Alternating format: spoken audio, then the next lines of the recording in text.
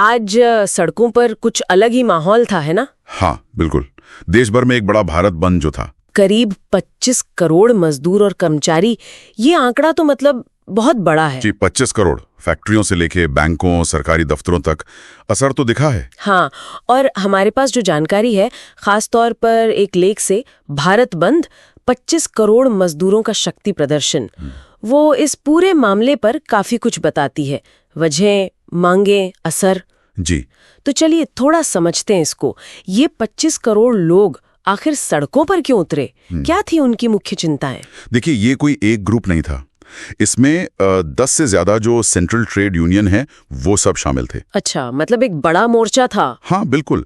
और मांगे भी कई थी, जैसे एक तो न्यूनतम मजदूरी बढ़ाने की बात, फिर ये जो ठेका प्रथा है, मतलब टेम्पररी जॉब्स, उसको खत्म करने की मांग। हाँ, वो अनिश्चितता तो रहती ही है उसमें। बिल्कुल। फिर पुरानी पेंशन स्कीम यानी ओपीएस, उसे वापस लाने की जोरदार मांग थी। ओपीएस का जिक्र तो काफी सुन रहे हैं आजकल। जी, और साथ ही ये जो नए लेबर कोड बदलाव हैं, जिन्हें यूनियनें कह रही हैं कि ये मजदूरों के खिलाफ हैं, उनको रद्द करने की मांग भी थी।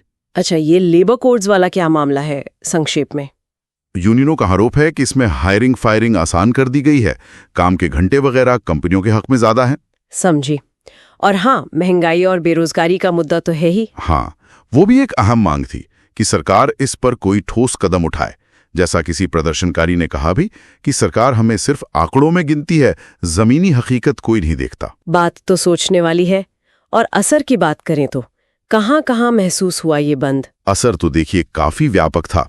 कई राज्यों में सरकारी बैंकों में काम लगभग ठप रहा। अच्छा। बसें, ऑटो, मतलब पब्लिक ट्रांसपोर्ट भी काफी प्रभावित हुआ कई जगह। और जो इंडस्ट्रियल बेल्ट्स हैं, जैसे पश्चिम बंगाल, महाराष्ट्र, तमिलनाडु, वहां कारखानों में प्रोडक्शन रुका। यानी औद्योगिक उत्पादन पर भी असर। जी। सरकारी दफ्तरों, स्कूलों, कॉलेजों में भी अटेंडेंस कम रही। कुछ जगहों से तो रेल रोकने की भी खबरें आईं। बाप रे। सड़कों पर नारे वगैरह भी लगे होंगे। हाँ बिल्कुल, मजदूर एकता जिंदाबाद और कुछ सरकार विरोधी नारे जैसे कॉरपोरेट सरकार मुर्दाबाद, ये सब खूब सुनाई दिए। लेकिन सरकार का क्या कहना है सब पर? क्या वो इन मांगों को जायज मानती है? देखिए, यहाँ थोड़ा मतभेद है। जानकारी के मुताबिक सरकार का पक्ष है कि ये जो विरोध है, ये राजनीतिक एजेंडे से प्रेरित है। हाँ, पॉलिटिकल मोटिवेशन। हाँ, और लेबर कोड्स पर उनका कहना है कि ये तो भाई श्रमिकों के फायदे के लिए ही हैं, चीजों को आसान बनाने के लिए हैं। और यूनियन ठीक इसका उल्टा कह रही है। जी, यूनियनों का तर्क है कि असली फायदा तो कॉरपोरेट्स को हो रहा है, मजदूरों को नहीं। तो दोनों पक्षों के अपने अपने दावे हैं। ये जो पुरानी पेंशन स्कीम ओपीएस की बात है, ये इतनी बड़ी क्यों बन गई है? सरकारी कर्मचारी इतने मुखर क्यों हैं इसे लेकर? ये एक बहुत अहम मुद्दा बन गया है।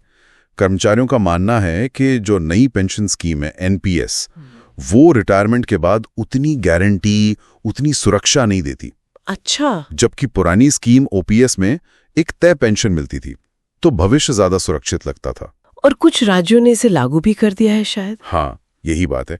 जैसे राजस्थान, छत्तीसगढ़, हिमाचल, इन कुछ राज्यों ने ओपीएस बहाल कर दी है। तो इससे बाकी राज्यों के कर्मचारियों में भी ये मांग और तेज हो गई है।